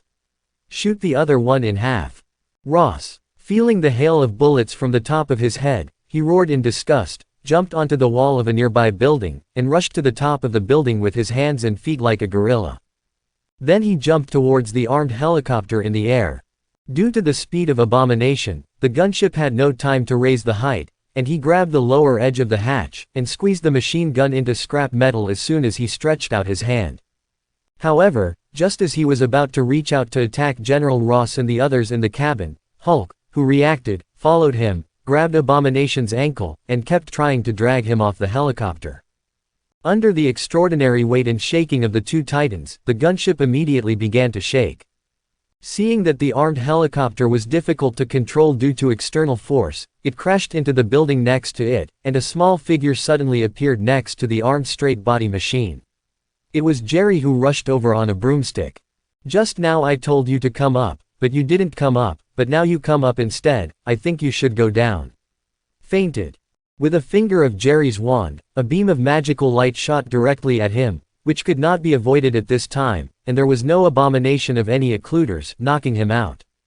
Although the sleeping curse can only have an effect on the abomination for 2 seconds, it is completely enough at this time. During the 2 seconds of being in a coma, the arm of the abomination holding on to the lower edge of the cabin softened instantly, and under the force of the Hulk below, the two titans fell down together. Wingardium Leviosa. Getting rid of the abomination, Jerry hastily threw a levitation spell at the tilted helicopter gunship, temporarily stabilizing it. The pilot who was driving the armed helicopter was obviously also an elite in the army. Seeing that the fuselage was stable, he immediately performed a dazzling operation, which brought the helicopter back to its normal state. "Fly higher, or it's too dangerous, I'll go down and help." Seeing that the helicopter was fine, Jerry yelled at General Ross and the others in the cabin, and rode a broomstick to rush towards the Hulk and the abomination who were huddled together below. Although, his magic can't hurt the abomination, but he can be a good support. Abomination can slightly suppress Hulk now, but it is only a slight advantage. It is not easy to resist his magic with free hands. Jerry in Superman mode is very insidious, looking for all kinds of blind spots in the battle vision of the abomination, and then Bew puts a sleeping spell on him, giving him a 2-second sleepiness. And Hulk took the opportunity to suppress him under his body, and beat his head wildly. Hate was violently awakened by Hulk, pushed Hulk hard, and pressed Hulk under him. Jerry threw a stun spell again, hating the stun. Hulk pressed the hatred under his body, and hammered wildly again. Abomination awakens, suppresses Hulk, Jerry stunning curse, Hulk suppresses Abomination, Abomination awakens, suppresses Hulk, Jerry stunning curse. The style of painting suddenly becomes strange. After dozens of rounds of endless loops like this, finally, Hate's eyes were blank, his limbs were limp on the ground, and he didn't move at all. Under the joint siege of Hulk and Jerry, two guys who don't speak martial arts, Hate was beaten unilaterally for more than 10 minutes with almost no ability to resist. At this time, his spirit and body were close to collapse. Who am I? Where am I? What am I going to do? Wouldn't it be nice for me to take the military supplies and retire home? Why do I have to forcefully inject this ghost genetic potion and be humiliated and beaten like this? At this time, the hatred finally came to his senses. There is still another mountain. If he can survive, he will never fight again. Don't underestimate any support, especially the support that is good at control. Jerry put away his wand a little out of breath. The mana he recovered with difficulty in the air just now was almost consumed. In fact, if it wasn't for the fact that his god's shadowless curse wasn't powerful enough to break through the defense of the abomination, he would have been able to kill the abomination with just the stun spell control and the shadowless god's edge spell. However, although the abomination has strong power and defensive capabilities, it is still much worse than Hulk after all. The more Hulk fights, the stronger he gets, the more angry he becomes, as if there is no upper limit. But hatred is normal. The more you fight, the weaker you become. The more you fight, your strength, stamina and defense will drop like normal people. After all, what the abomination injects is only the imperfect super soldier serum and the Green Titan serum copied from Dr. Banner's body, which are just defective products. Seeing that the hatred's resistance was getting weaker and weaker, and finally it didn't move at all, General Ross ordered the helicopter to land slowly. Seeing the surviving soldiers holding up their guns and surrounding the Green Titan again, General Ross waved his hand and told them to put down their guns and retreat first. At this time, Rose's attitude towards the Green Titan has obviously changed a lot. Big brother, happy cooperation.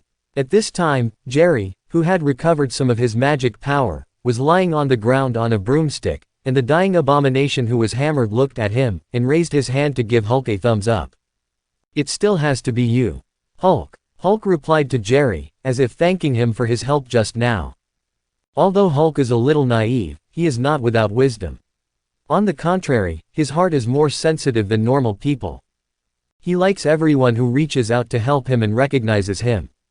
He could still feel Jerry's tone of sincere praise just now. At this time, General Ross and Dr. Betty also came over together. Betty. Hulk glanced at Dr. Betty with nostalgia, then looked at more and more armed helicopters in the sky, jumped up, and after a few big jumps, he disappeared from everyone's sight. At this time, the police and the crowd had basically evacuated, but there were still many soldiers who had just fought the abomination because of their injuries, lying in every corner and howling. Quick healing. After making a deal with Ross and the others, Jerry used his limited magic power to cast the quick healing curse on the wounds of the seriously injured soldiers. The quick healing charm is a spell upgraded by Snape based on the normal healing spell. It can not only heal the wound, but also remove the curse left in the wound. Jerry's quick healing charm was limited, and he couldn't completely heal these seriously injured soldiers, but he was able to stop their bleeding and send them to the hospital for surgery and rescue. And this scene was also seen by the S.H.I.E.L.D. logistics agent who had been following General Ross. Thank you so much. A seriously injured sniper finally stopped bleeding under Jerry's quick healing spell. Small matter, by the way, is this a sniper rifle? After the last seriously injured person was dealt with, Jerry picked up the sniper rifle next to him and asked curiously. Seeing the savior Jerry, the sniper was interested in his sniper rifle, and immediately explained weakly. Yes, but this is not an ordinary sniper rifle, but a narcotic sniper rifle, which was originally used to deal with Green Titans. Hearing the anesthesia sniper rifle, Jerry's eyes lit up immediately, then nodded, and put the sniper rifle on his back. This is my reward for saving you. Sniper. Ignoring the stunned sniper, Jerry picked up the sniper rifle, waved his wand, and summoned his broom with a summoning spell. Okay, since I have nothing to do, I will withdraw first. There is still a music tuition class tomorrow. Goodbye. Riding on the broomstick, he waved to General Ross and the agents of the S.H.I.E.L.D. Logistics Department who were walking towards him. Before they could answer, he turned his head and flew away. General, he took my sniper rifle. Seeing General Ross approaching, the sniper reported helplessly. Forget it, let's treat it as a gift to him. If it wasn't for him on the helicopter just now, we would be in danger, and his, magic is more powerful than a narcotic sniper rifle. The tranquilizing sniper rifle is useless against the abomination, but the magic of that little wizard can stun the abomination. At this time, the agent of the S.H.I.E.L.D. Logistics Department quietly walked to a place where there was no one else, and reported in a low voice to the microphone hidden under the collar. The target has left, the target has left. In a building 10 kilometers away, Agent Maria Hill heard the report in the headset and issued an order to a staff member wearing the same S.H.I.E.L.D. uniform. Send a drone to follow him. Remember, although the opponent is young, he is very cautious, don't let the tracking drone get too close. After she finished speaking, she turned her head and looked at another staff member and asked. How about the Green Titan? Report sir, the Green Titan has left the city and has entered the forest area, but it is still under our drone surveillance. The staff member who was questioned stared closely at the screen and reported. No, our drone was found destroyed. At this time, the first staff member who was ordered to start the drone to track Jerry looked at the screen that suddenly went black, and let out an exclamation. This S.H.I.E.L.D. is really ruthless. Fortunately, I didn't turn off refresh, otherwise I would really be discovered. When he left Street 121 just now, he felt like he was being watched. Just in case, he accelerated and turned around immediately. Sure enough, he saw a drone not far away that was too late to hide. So several consecutive Shenfeng Wying curses passed over, splitting it into scrap iron. Putting away his wand, Jerry didn't stay in the air, but rushed into the alley below on his broomstick. Next, he intends to continue on through the alley below. Although the speed will be slower, it is more secure. After flying around for more than 10 minutes, he finally returned safely to the alley where Mr. Bell parked his car. Putting the broomstick, narcotic sniper rifle and wizard suit into the guitar bag, Jerry, who was restored to his original state, walked out of the alley calmly. He reached out to open the trunk, put the guitar bag back to its original position, opened the car door with an unlocking spell, sat back to the previous position, and waved his magic wand. Quick recovery. Everything, back to the original appearance. What's wrong with me? Teacher Bailey slowly opened her eyes, showing a confused look. Why did she seem to be asleep? Teacher, you seemed to be too worried about Dad just now, so you fainted from excitement. Jerry explained with a serious face. Is that right? Teacher Bailey was stunned for a moment, but she quickly thought of something, and immediately opened the door and got out of the car to look in the direction of Mr. Grayburn. But at this time there was no sound of artillery roaring. Teacher, if you are really worried, you can call Dad. Jerry pressed the car window and made a suggestion to Mrs. Bell. And Teacher Bailey also woke up like a dream, and quickly took out her mobile phone and started calling. After a conversation, Mrs. Bell took a sigh of relief and sat back in the car. It's okay. Your father said he's okay.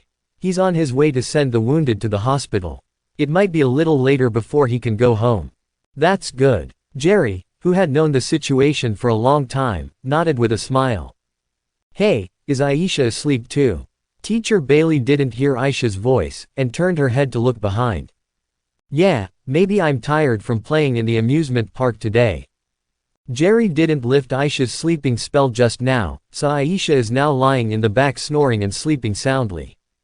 Then let's go back first. After putting Elsa's head on his lap to make her sleep more comfortably, Jerry silently opened his strange panel. Fighting so hard this time and saving so many people and soldiers, the number of little red stars should not be low. 50,000. Although he knew it would not be less, when he saw the number of little red stars on the panel, he almost couldn't help crying out. You know, he worked hard for a month before, patrolling around on a broomstick every night, doing good deeds and fighting crimes, and he only accumulated 20,000 little red stars in total.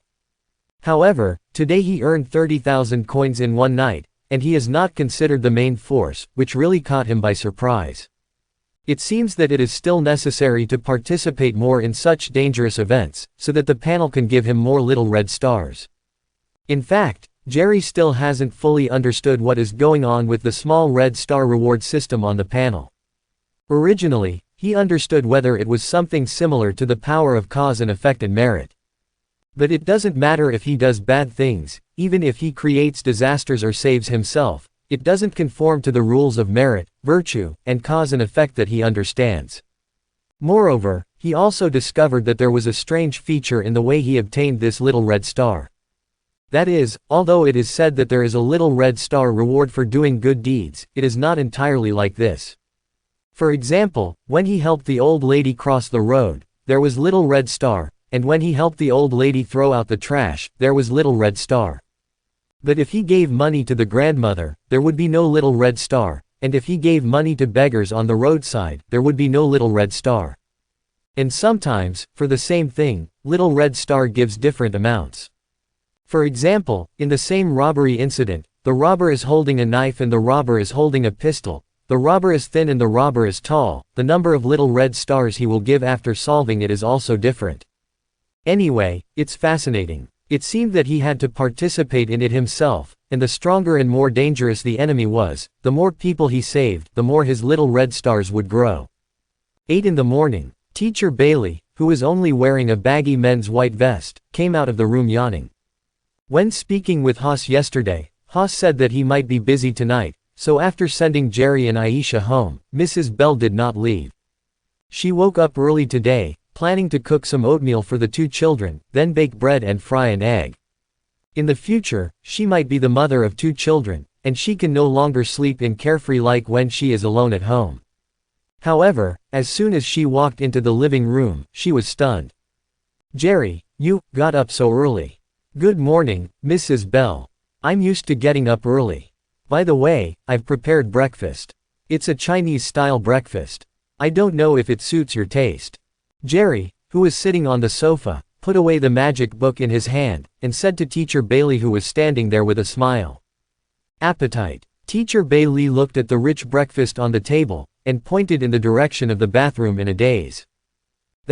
I'm going to wash up. It is good. Jerry nodded. What? Suddenly, Teacher Bell's exclamation came from the bathroom. What's wrong? Jerry ran over in a hurry. Teacher Bailey pointed to the clothes basket next to the washing machine in the bathroom, and murmured a little at a loss. Where's the clothes I changed yesterday? Oh, when I washed the clothes in the morning, I washed them all by hand, and now they are drying on the balcony. Teacher, put on Dad's clothes first, and they should be dry in 2 hours. It was only then that Jerry remembered that when he used the housework magic in the morning, Mrs. Bell and the clothes they changed yesterday had washed themselves clean under the magic, and then hung them on the balcony. Teacher Bell looked at Jerry. She was extremely suspicious now that when she entered this home, she would take care of the 2 children by herself or be taken care of by the children. Okay, teacher, you have to hurry up, the breakfast will be too cold later and it won't taste good. Jerry gave some instructions, and went back to the living room to read. In fact, Jerry has now faintly discovered that this teacher, Bell, doesn't seem to be very good at cooking and doing housework, and it is estimated that it will be difficult to count on her to take over the cooking and housework in the future. It's not that Mrs. Bell doesn't want to, but if she's not very good at it, Jerry thinks it's better to do it by himself. After all, he wasn't used to oatmeal and toast in the morning. Besides, now that he is proficient in housework magic, it really doesn't take much time, and he can get it done with a wave of his wand. It seems that I will take care of one more person in this family in the future. Maybe this is the real truth. The greater the ability, the greater the responsibility. At home, the more people you know, the more work you do. In fact, this cannot be blamed on Teacher Bell. After all, Teacher Bell is only in her 20s, and she has just graduated from college for 3 years. For a girl of this normal age, if you expect her to have too much housework ability, that's not realistic. Being able to live independently and support yourself is pretty good. And as far as Jerry knows, Mrs. Bell's family conditions should be very good, otherwise as a primary school teacher. She couldn't drive a Hummer to school every morning. Although Bell is Jerry's teacher and future stepmother, in fact, in terms of psychological age, Jerry is 10 years older than Bell. So, just take care of an older sister. Where's Aisha? Bell picked up a crystal clear shrimp dumpling and put it in her mouth, her eyes lit up immediately. Aisha, she's still asleep. I guess she was tired from playing yesterday. School will start tomorrow, let her sleep a little longer. Jerry replied casually, then raised his head and said to Teacher Bailey. Teacher, you can eat freely. Aisha and Dad's breakfast, I've put it in the kitchen to keep warm, and the table is all yours. Oh God, did you reincarnate an angel into the world? Not only did I get up in the morning and finish all the housework, but I also made breakfast, which was so delicious and thoughtful. This should be the legendary full-level human child. Crack. At this time, the door opened, and it turned out that Haas had returned with a tired face. Good morning, Jerry. Bell. Oh, today's breakfast looks very rich. After a busy night, I'm going to starve to death. Quote.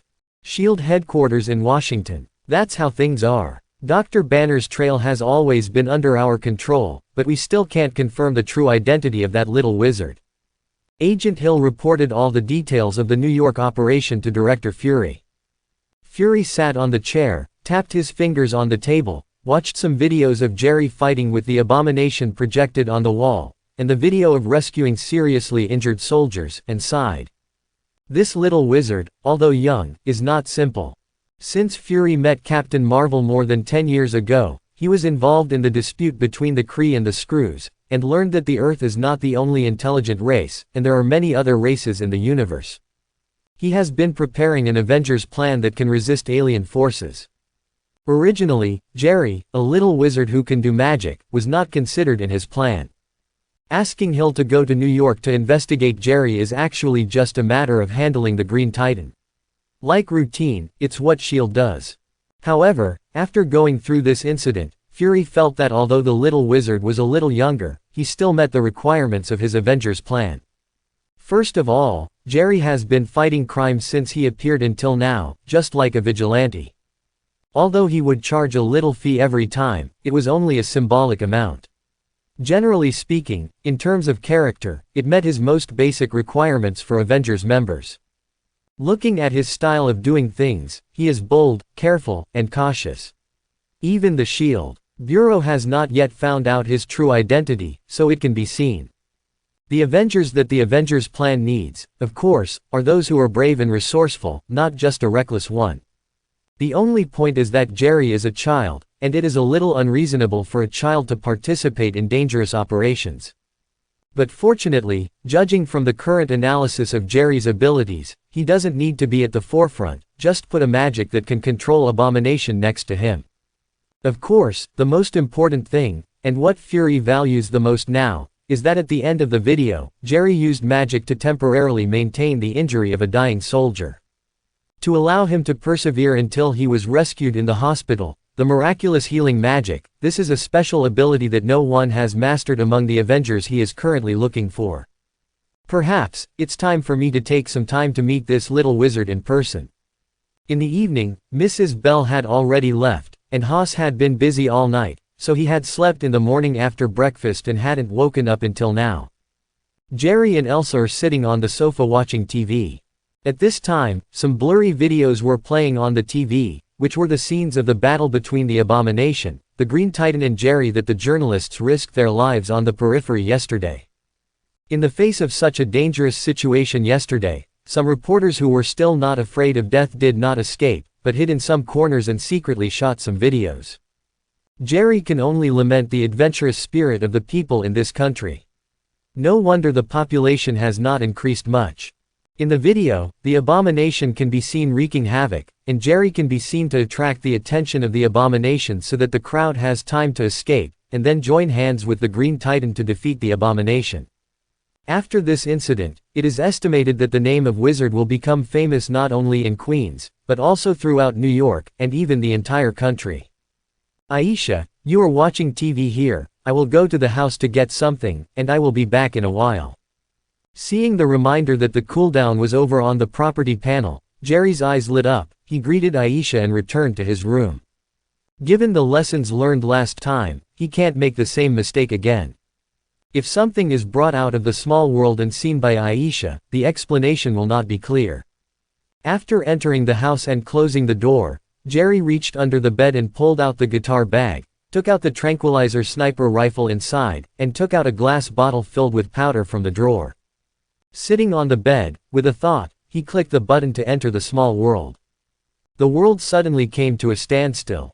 Opening his eyes again, he had already appeared in the room of requirement in Hogwarts.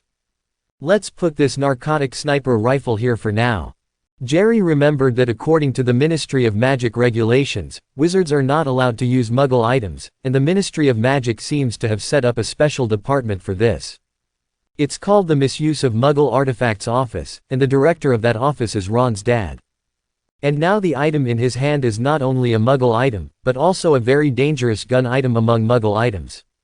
Once discovered, even if he is a good student with good character and academics, he will be punished severely. Therefore, he decided to hide the narcotic sniper rifle in the room of requirement, a special place for hiding things, and come to get it when he needs it. Placing it behind the wizard bust beneath Ra Wenclaw's diadem, Jerry quietly left the room of requirement with the wand and the glass bottle containing the powder.